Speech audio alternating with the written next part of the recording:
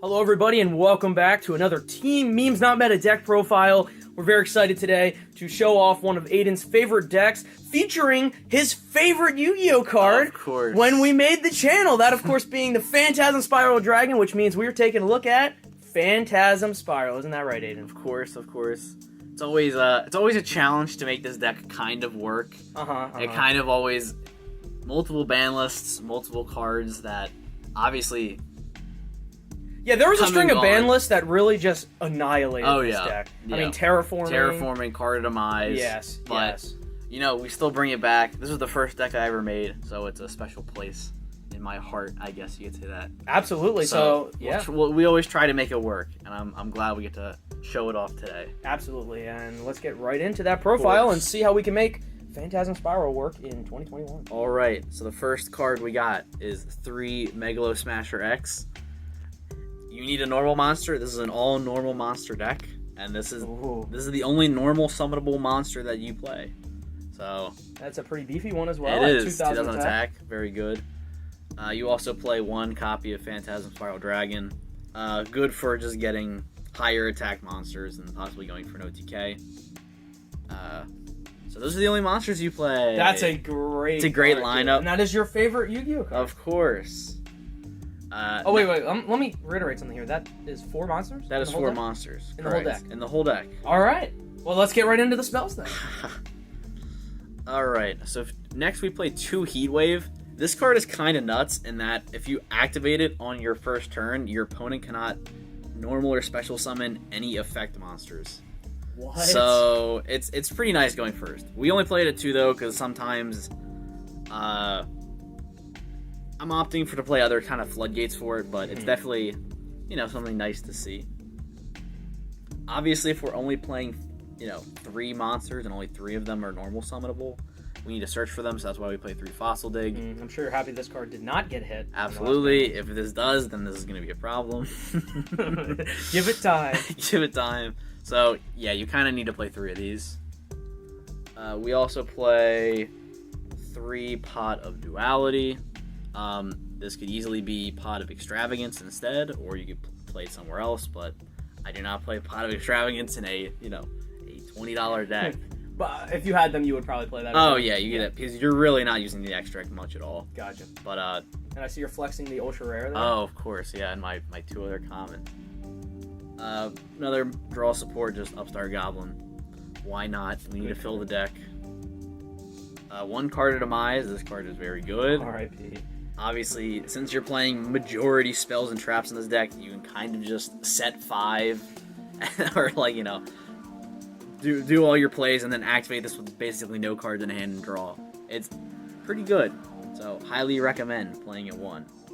Obviously, the card that makes the deck run is 3 Pacifis, the Phantasm City. Now, this is obviously the most important card of the deck. You always want to see this. This allows you for your searches. So anytime a normal monster is normal or special summoned, you can search your deck for a Phantasm Spiral card, add it from your deck to your hand. Very important for adding your spells and your traps, which we'll go over in a little bit. Also, I know we're only playing really only 4 monsters, but anytime your opponent activates our card or effect, you can special summon a token from this, and that has 2000 attack and defense. It's pretty good. That is good. And it's also good because that token then activates the searching effect from Pacifis. So you can keep recycling the tokens and keep gaining some cards to gain your advantage. So this is obviously the most important card of the deck. Must play at 3. And since we also got to see it a lot, that's why we play the 1 Terraforming. Yep. Makes sense. Good card. Good card. Next we play 2 equip spells. So we play 1 Phantasm Spiral Grip and 1 Phantasm Spiral Crash. Now these 2 equip spells help you special summon out your Phantasm Spiral Dragon. So by equipping with Grip, your opponent gains, or your monster, your normal monster, will gain 500 attack, and then when it destroys a monster by battle, you can special summon out your Phantasm Spiral Dragon from your hand, deck, or graveyard, and inflict 1,000 life point damage on summon. The equip spells also then move over to Phantasm Spiral Dragon. You're only playing 1, and you're only playing these 2 equip spells because you really don't want to see Phantasm Spiral Dragon in your opening hand. and it's obviously probably a lot better to be able to search these and open these straight away in your hand. But this one's a very good card, and then Phantasm Spiral Crash. This allows you to do piercing damage, and then you can special summon when you inflict battle damage. So these are the two ways that you special summon out your Phantasm Spiral Dragon. I think it's worth it. In other variants, I've seen some Phantasm Spiral Dragons. They don't even play Phantasm Spiral Dragon, and they just opt to play all Floodgates. Wow. I've done that before, and it works perfectly fine. It might even work a little better than this variant, but I always kind of just like to opt to play Dragon when possible. So that's all the spells for the deck. Now we'll move on to traps. We play one Metaverse. Obviously, more ways to search the field spell. Definitely important to run these. Also at 1, which is unfortunate. Yes. Thanks, missing mine. Yep. So next we play. This is where we get into the good stuff. Triple Phantasm Spiral Battle. This card's very annoying. It's basically a searchable target and destroy. And when Phantasm Spiral or Pacifis, the Phantasm City, is on the field, you can activate this card from your hand. And it's not once per turn, so you can activate and target destroy as much as you want. And it's obviously not once per turn, and you can search it. So very good. Definitely play those at 3. Next we have Phantasm Spiral Power. This is basically an infinite impermanence. You can negate the effects of a monster. Also searchable. Also you can play from your hand when you have the field spell on field. Very good card. You could probably play this only at 2 if you wanted to, but I decided to play it at 3. Since we're only playing normal monsters, we don't need effects, so we also play 1 skill drain. There it is. Very good. Could win you games instantly. It definitely can. Another thing you have to keep in mind is that if you play this card and you're relying on the tokens, it may not be a great idea because, let me rephrase this, but if you activate this and your opponent has almost no cards in hand and they destroy your token, you might be stranded without any monsters on field. So you have to be careful about when to activate this, because sometimes you might want to hold off in response so that you can actually keep gaining card advantage with, recycling your tokens. Is that because the tokens are effect monsters? No, the tokens are normal monsters. The problem is that getting monsters and keeping monsters on the field in this deck is sometimes hard. So if you strand yourself in that your opponent cannot activate any effects, so you cannot get any monsters, you're kind of leaving yourself open to attack. Oh, gotcha. So it's something you just kind of want to keep in mind, and it's something you'll gain from experience. You'll know what I'm talking about if you actually give this deck a try. We play 2 lose 1 turn. This is almost a similar.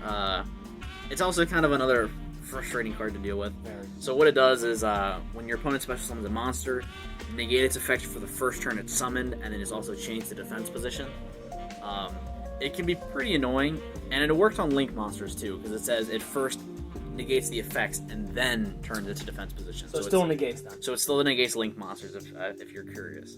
I only played it 2 because I also opt for other floodgates, and with 1 skill drain, I think this is plenty enough.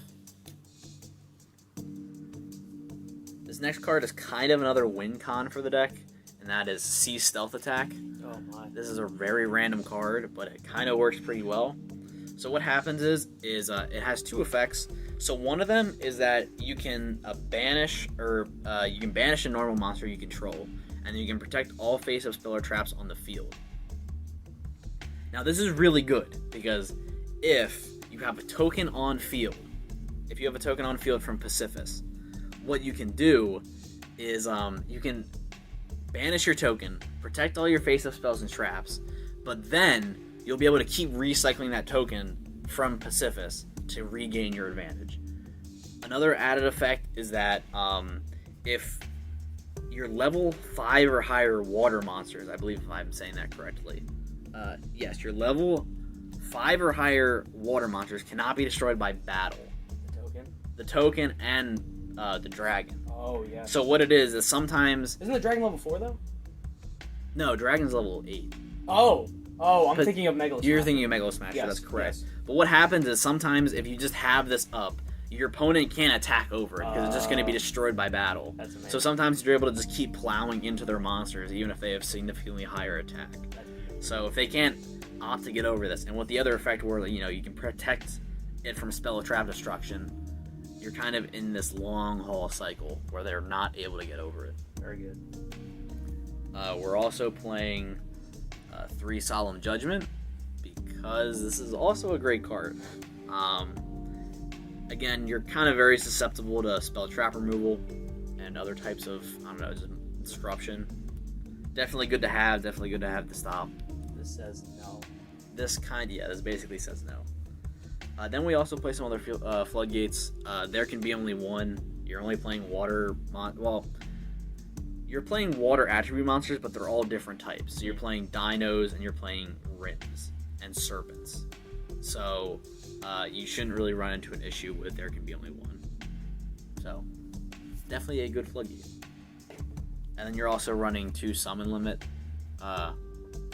You're not really special summoning that often with the deck, but so it can definitely stall your opponent out. So that is the main deck.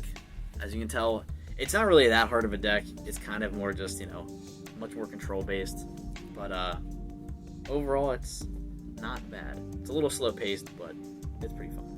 Nice. All right, we got an extra deck. We do got an extra deck. Just in case. Just in case. You're not going to use many of these. You really don't go into the extra deck too often. So I play double Mistar Boy. Boost water monsters attacks. We play 2 Evil Zardolka for monster negation. Play double Evil Zarlagia for spell trap negation. We just play, and then the rest are kind of just generic gen or rank 4 toolbox monsters. So we play Baguska, for example. We play Utopia Lightning, Abyss Dweller, Tornado Dragon, and then we have Castell, Sky Blaster. We got some other random rank 4s in here. We got Gem Knight Pearl. Hey. And we got number 52 Diamond Crab King. What does that do? Honestly, what it does is the effect is basically just a way to boost attack. You can basically just switch it from as a defensive to offensive based off its effects.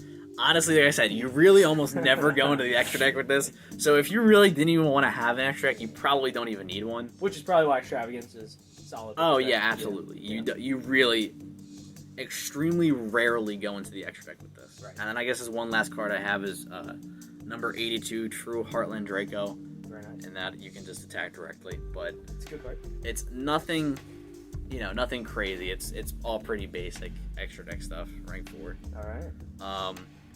I have some side deck suggestions. We got the token, of course. We do got the token. I highly suggest you have. Gotta get this particular. Yes, you have to have this exact token, or else you can't play the deck. or else you can't play the deck. Yep. Some suggestions you could possibly consider: Dimensional Fissure. Just kind of good way to against certain decks. It's definitely not bad. Let's see. We got Anti-Spell Fragrance. Definitely can slow some decks down a whole lot. Definitely. Things you can try. I wouldn't necessarily say this is a side deck card. You can play things like Demise of the Land. Oh, interesting. Different ways to get field spells out. It'd be kind of up for experimenting. I've tried it before. I didn't really like it that much, but something you could consider. If you're looking for a budget alternative to Solemn Judgement, you can do something like Champion's Vigilance, which is basically if you control level 7 or higher normal monster, you can negate summoning or spell trap activation. So, and your token's a level 8 and your Phantasm Spiral Dragon's level 8. So, Gotcha. other than that, I would say hand traps are really good in this deck because again, you don't have any normal monsters that like you. So the thing that's important is that in order for the field spell to work, you need to have only normal monsters.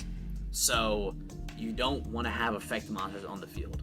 So things like hand traps, they're not actually summoning to the field, so they're good to have. So Ash Blossom, Droll, Effect Veiler, DD Crow, those are great options to have in the side deck, and I would probably suggest using those the most. But hopefully some of those are just good examples of maybe some inspiration what you can use for the side deck. Absolutely. But overall, that's the deck. Nothing too crazy. Any potential combos that you need to showcase with this deck? Not really. It's really. a really just a control deck. Set 5 pass. Yeah, for the most part. Yeah. I mean, it's pretty straightforward, especially since there's no effects. It's all normal monsters, and really, it's pretty self-explanatory. You're only summoning a few times per turn. The only thing I would recommend for new players is just to always keep track of times you can activate Pacifis at the field spell. Basically, sometimes it gets lost. Sometimes you get, lose ideas of like, okay, I can special summon a token at this particular instance to gain card advantage. I would say that's the number one thing to look out for when playing this deck. All right, final thoughts on Phantasm Spiral in the current meta. Final deck. I mean, it's not great. It's a pretty casual deck, but we try to make it the best we can. You can steal some games, right? Maybe. Potentially. Maybe. I guess it just depends. You could win a game. I mean, yeah, you could probably win a game. I wouldn't say against a meta deck, but you can. I guess anything is possible. Absolutely, anything is indeed possible, especially here on Team Memes Not Meta. That was the Phantasm Spiral Deck profile, courtesy of Aidan. Aidan, thank you so much for taking the time to share that today. If you all enjoyed, of course, leave a like, comment, subscribe, all that good stuff, the normal stuff. Leave a comment if you have any suggestions or any questions for Aidan. We'd love to help you out with your endeavors in playing the Phantasm Spiral Deck if you attempt to do so. And other than that, thanks so much for watching. This has been Team Memes Not Meta.